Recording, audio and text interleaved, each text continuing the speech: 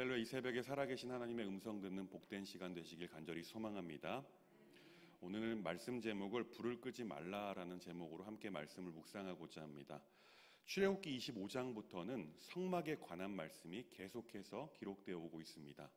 구약을 보면 이스라엘 백성들과 하나님께서 언약을 체결하시고 오늘 본문처럼 성막 그리고 성막의 기구들을 만드는 법과 그 율례들을 제정하시는 것을 보면 참 우리 하나님은 참 친절하시다라는 생각을 하게 됩니다. 이처럼 친절하신 하나님께서 오늘 본문에서는 성막을 짓는 것까지도 이스라엘 백성들에게 아주 친절하고 세밀하게 알려주시고 계십니다.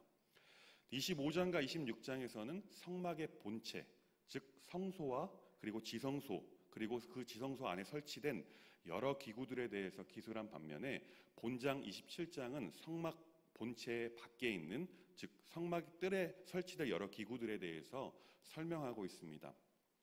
오늘은 말씀을 살펴보면서 중요한 의미와 그리고 알면 좋은 내용들을 함께 묵상하도록 하겠습니다. 1절부터 8절까지의 말씀은 번제단에 대해서 기록하고 있습니다. 이 번제단은 다 아시는 것처럼 제물을 하나님께 태워드리는 단이 됩니다. 성막에 있어서 번제단은 아주 중요한 위치에 있습니다. 또한 번제단은 놋으로 만들기 때문에 때로는 놋단이라고 부르기도 했습니다. 이 단은 하나님께 제물을 드리는 곳을 가리키며 이 단 위에서 태워지는 제물은 예표론적인 의미에서 볼 때 우리 대신 심판당하실 그리스도, 바로 예수 그리스도를 상징한다라고 알 수 있습니다. 예수 그리스도는 하나님의 아들로서 우리를 위하여 심판을 당하셨습니다. 아멘이십니까? 그로 인해서 우리가 하나님께 나아갈 수 있는 길을, 그 유일한 길을 열어놓으셨습니다. 이 번제단의 크기는 가로 2.25m, 세로 2.25m, 높이 1.35m로 성막 안에서 가장 큰 기구입니다. 제 키가 193인데요. 제 키에 머리 하나가 더 있는 크기로 가로 세로가 되어 있고 1.35m 정도로 높이가 되어 있다는 것입니다. 그런데 후에 역대하 4장에 가면요, 솔로몬 성전에서 사용될 때 이 번제단은 가로 9m, 세로 9m, 높이는 4.5m의 크기로 변하게 되었습니다. 오늘 본문에서는 이스라엘 백성들이 이동을 하면서 계속해서 만들어야 하는 성소이기 때문에 비교적 작은 규모라고 볼 수 있지만 솔로몬 성전에서는 언제나 그 자리에 있는 것이기 때문에 그 크기가 대략 4배 정도 커졌습니다. 오늘 본문뿐만 아니라 성경에서 수치를 이야기할 때 규빗이라는 표현을 아주 자주 보셨을 것입니다. 이 규빗은요, 길이를 측정하는 단위로서 1규빗은 대략 이 팔꿈치에서 중지 끝까지 약 45cm를 의미합니다. 그런데 성전용과 그리고 왕실용으로는 규빗을 손바닥 끝까지 해갖고 손바닥을 하나 더한 길이로 약 52cm 정도다라고 말하고 있습니다. 근데 오늘 본문에서는 1규빗, 성전용이 아니기 때문에 45cm라고 생각하시면 될 것 같습니다. 이 규빗의 길이를 알게 되면 성경을 보다 입체적으로 우리가 알 수 있습니다. 이어서 2절 말씀을 보겠습니다. 그 내 모퉁이 위에 뿔을 만들되 그 뿔이 그것에 이어지게 하고 그 제단을 놋으로 싸고, 여기서 뿔을 만들라라고 말씀합니다. 여기서 뿔이라는 표현은, 그리고 성경에서 뿔이라는 표현은 힘과 또는 능력을 의미합니다. 번제단에서의 뿔은 예수 그리스도의 구원의 능력을 예표한다라고 볼 수 있습니다. 이어서 3절 말씀을 보면 불 옮기는 그릇에 대해서 기록하고 있습니다. 이것은 향로 혹은 불똥 그릇을 말합니다. 제사장은 아침 저녁으로 번제단의 불을 향로에 담아서 분향단에 향을 불살라야만 했습니다. 후반부의 성막의 등불을 관리하는 것도 제사장의 역할인데 이렇게 제사장은 하나님의 불을 맡은 청직이다라고도 볼 수 있습니다. 6절과 7절 말씀을 보겠습니다. 함께 읽습니다. 또 그 제단을 위하여 채를 만들되 조각목으로 만들고 놋으로 쌀지며 제단 양쪽 고리에 그 채를 꿰어 제단을 매게 할지며. 아멘. 여기서 채라는 것을 만들고 그 채를 꿰어 제단을 매게 하라라고 말씀하고 있습니다. 이 채는 성물에 직접적으로 사람이 손을 대지 않기 위해서, 또한 운반을 용이하게 하기 위해서 기구의 양옆으로 길게 된 막대기를 의미합니다. 보통 대개 성물은 제사장 외에는 손대지 못했습니다. 하나님의 법궤는 제사장조차도 손을 댈 수 없을 만큼 구별된 것이었습니다. 이 구별된 것은 그만큼 거룩하고 중요하다라는 것을 알 수 있는 것입니다. 이어서 9절부터 19절까지의 말씀을 보면 기둥과 세마포에 대해서 말씀하고 있습니다. 이 부분은 성막의 뜰을 위한 기둥과 그리고 세마포 그리고 그 제반 요소들을 다루고 있습니다.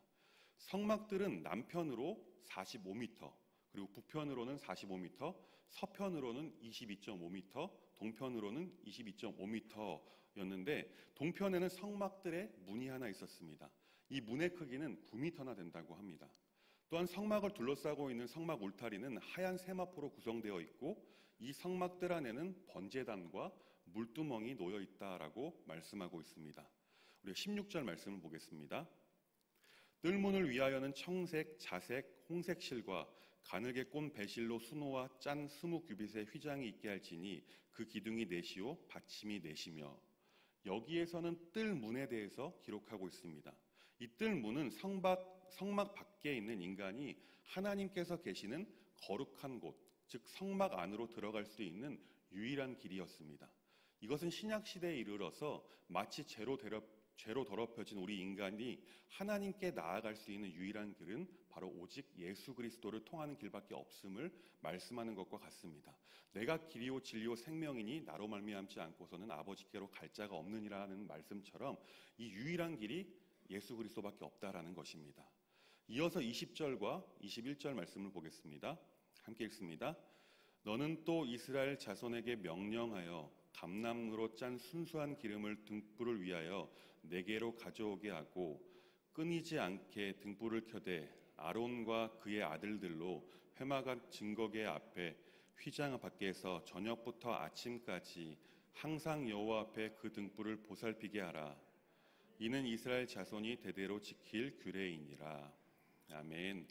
여기에서는 성소 내에 있는 등대에 불을 밝히는 데 사용될 기름에 대해서 그 기름에 관한 규정이 기록되어 있습니다. 이 등불의 기름은 관유와 같이 향품으로 만들지 않았습니다. 감람나무의 열매로만 만든 순결한 것이어야만 했습니다. 순결한 것이다라는 것은 뭐냐면 아무도 사용되지 않은, 손대지 않는 거룩하게 구별된 것을 의미하는 것입니다. 또한 21절 말씀에 보면 그 등불을 보살피라라고 기록하고 있습니다. 이 보살피다의 원어의 뜻은 정돈하다, 세우다라는 뜻을 가지고 있습니다. 제사장은 때를 맞추어 등불을 켜고 끄면서 그 등불을 계속해서 보살펴야 함을 말씀하는 것입니다. 즉 성막을 운영해야 하는 제사장에 대한 가르침이 이제 시작되고 있는 것입니다. 제사장의 일을 한마디로 정의하면 성막의 등불이 꺼지지 않도록 관리하는 것이었습니다. 하나님께서는 성막을 그저 상징물로서 세워놓기만 해서는 안 되는 것이며 제사장들은 등불이 끊어지지 않도록 저녁부터 아침까지 항상 곁에서 지켜야 했습니다. 하나님께서는 이스라엘 백성에게 순수한 감람유를 바쳐서 성막의 등불이 꺼지지 말라라고 말씀하고 또 있습니다. 이 등불은 성막의 어둠을 밝히는 빛으로서 죄인이 죄사함을 받아 하나님께로 나아가는 구원의 길을 밝혀 보여준다라는 의미가 되기도 합니다. 하나님께서는 이스라엘 백성이 끊임없이 기름을 드리게 하심으로써 구원에 대한 갈망을 잊지 말 것을 말씀하고 계신 것입니다. 예수님께서 천국 비유를 통해서 지혜로운 5 처녀들은 기름을 잘 준비하여 신랑의 혼인잔치에 들어갈 수 있었지만 어리석은 처녀들은 기름이 떨어져 혼인잔치에 들어갈 수 없었던 것처럼 성도는 항상 기도와 말씀으로 거룩한 삶을 살아 성령 충만을 유지해야 한다라는 것입니다. 또한 성소의 등불은 어두운 세상을 밝히시려고 오신 예수 그리스도를 상징하고 예표합니다. 예수 그리스도는 구원의 빛으로 이 세상에 오셨습니다. 아멘이십니까? 예수님께서 교우님들에게 있어서 참 빛이 되십니까?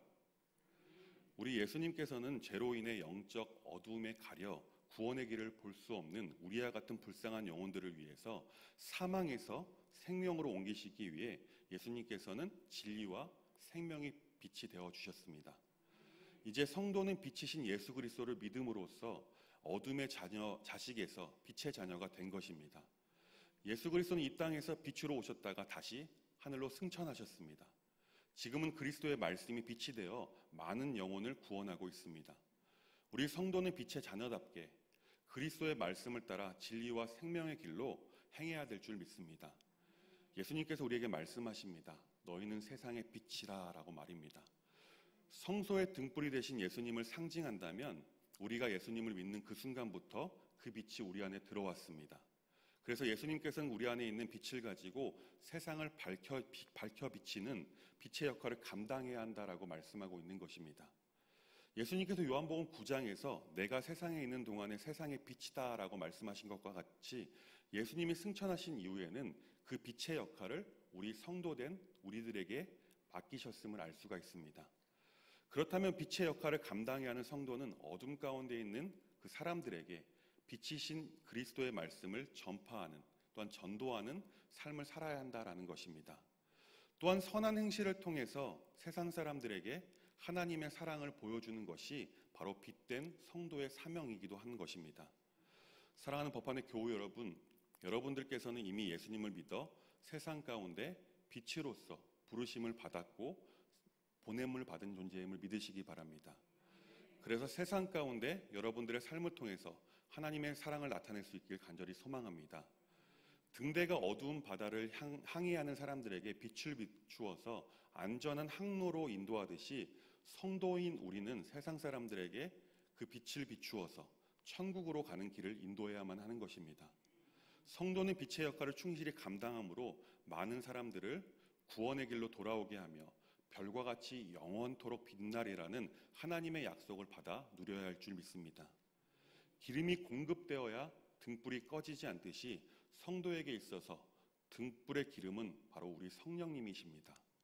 우리 안에 빛이 꺼지지 않기 위해서는 우리는 성령님이 필요합니다. 내 안에 계시는 성령님께서 날마다 성령 충만함으로 우리의 삶을 장악하시기 시작할 때 우리는 빛의 사명을 감당할 수가 있는 것입니다. 그래야 우리가 성령 충만함으로써 빛의 사명을 감당하고 세상 가운데 빛을 드러내는 삶을 살게 되는 것입니다. 그렇게 성도는 끊임없는 말씀과 기도 생활로 이 성령 충만을 유지해야 될 줄 믿습니다. 성령 충만이 무엇입니까? 성령으로 가득 찬다라는 것입니다. 결국 성령님께서 나의 삶을 인도하시고 장악하시는 것이 바로 성령 충만이라는 것입니다. 바라기는 성령 충만함으로 세상에서의 빛의 역할을 감당하고 또한 어두운 세상에 생명의 빛을 비출 수 있는 우리 모두가 되길 간절히 소망합니다. 그래서 오늘도 그 빛의 역할을 감당하고 우리 안에 계시는 성령님께서 빛이 꺼지지 않도록 날마다 성령 충만을 위해 기도하는, 또한 말씀 묵상하는 복된 삶을 사는 우리 법안의 모든 교우님들 되시길 간절히 소망합니다. 기도하겠습니다. 사랑의 하나님, 우리를 사랑하셔서 참빛 되신 예수님 우리에게 보내주심에 감사드립니다. 그 사랑의 빛이 이제는 우리 안에 있습니다.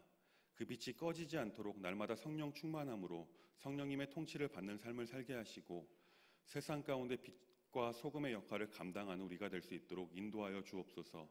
우리를 너무나도 사랑하시는 예수님의 이름으로 기도합니다. 아멘.